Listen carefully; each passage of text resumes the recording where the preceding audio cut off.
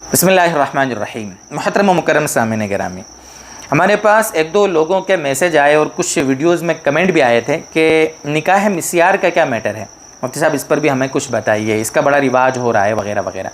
دیکھو، جو لوگ نکاح مسیار کو نہیں جانتے ان کے لیے یہ کلپ نہیں ہے، ٹھیک ہے۔ جو لوگ جانتے ہیں کہ نکاح مسیار کے بارے میں ہمیں علم ہے، اس کا حکم کیا ہے، تو انشاءاللہ ان کو اس کلپ سے فائدہ ہوگا۔ اصل میں ابھی برہان پور میں گزشتہ سال جو فقہ اکیڈمی کا سیمینار ہوا تھا، جس کا میں بھی ممبر ہوں، 31واں سیمینار تھا وہ، اس کے اندر نکاح مسیار کے سلسلے میں تقریباً 200 مفتیان کرام تقریباً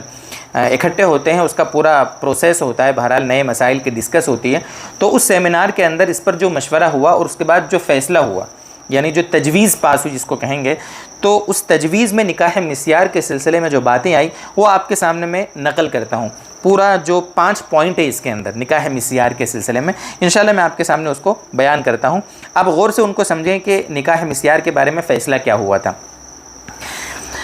تجاویز بابت نکاح مسیار کی شرعی حیثیت، یعنی اس کی حیثیت کیا ہے۔ پوائنٹ نمبر 1 ہے اس کا کہ شریعت اسلامی میں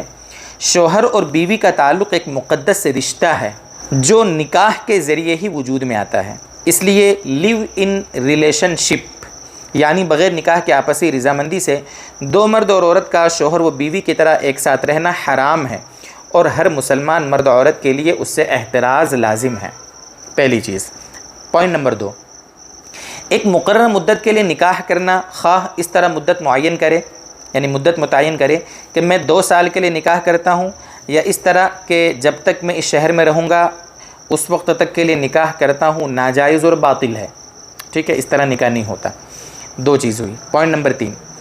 نکاح اسلام کی نظر میں ایک دائمی رشتہ ہے، اس لیے نکاح اسی نیت سے کرنا چاہیے کہ وہ ہمیشہ ایک دوسرے کے لیے میاں بیوی بن کر زندگی گزاریں گے، ٹھیک ہے، یہ ہوا پوائنٹ نمبر 3۔ پوائنٹ نمبر 4،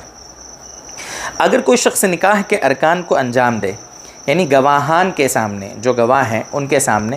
ایجاب و قبول کر لے، اور دل میں یہ بات چھپائے ہوئے ہو کہ وہ کچھ عرصہ بعد، یعنی کچھ مدت کے بعد اس رشتے کو ختم کر دے گا، تو یہ سخت گناہ اور اسلامی تعلیمات اور شریعت نے نکاح کا جو مقصد متعین کیا ہے اس کی روح کے خلاف ہے۔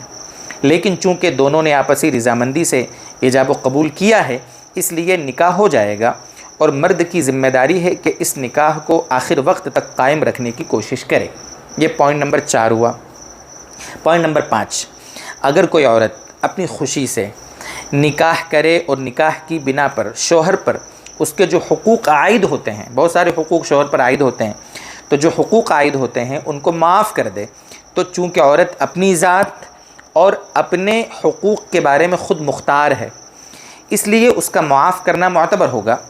البتہ اگر بعد میں کسی وجہ سے بیوی اس شوہر سے اپنے ان حقوق کا مطالبہ کرنا چاہے تو اس کو اس کا حق ہوگا، اور مطالبے کے وقت شوہر ان حقوق کو ادا کرنے کا پابند ہوگا۔ یہ 5 پوائنٹ ہیں نکاح مسیار کے سلسلے میں جو وہاں پر پاس ہوئے تھے۔ ان کی روشنی میں آپ فیصلہ کر سکتے ہیں کہ نکاح مسیار کا کیا میٹر ہے ان کی روشنی میں۔ ہاں، جو لوگ جانتے ہی نہیں کہ یہ کیا بلا ہوتی ہے، تو ان کو تو ہم نے پہلے بتا دیا کہ آپ جانتے نہیں ہیں تو اس چکر میں پڑھنے کی ضرورت نہیں ہے، اور جو لوگ نکاح مسیار کو جانتے ہیں اور اس کا حکم معلوم کرنا چاہتے ہیں، ان کے لیے آپ کے سامنے ہم نے خلاصہ بیان کر دیا۔ بس یہی ایک تھوڑی سی بات بتلانی تھی، جو میسج آئے تھے اس کے جواب میں، ہو سکتا ہو کہ یہ کلپ ان کو فائدہ پہنچا دے گی۔ اللہ کرے کہ یہ باتیں اور شریعت کی اور بھی باتیں ہمیں سمجھ میں آئیں، اور اللہ تعالی ہمارے لیے عمل کرنا آسان فرما دے۔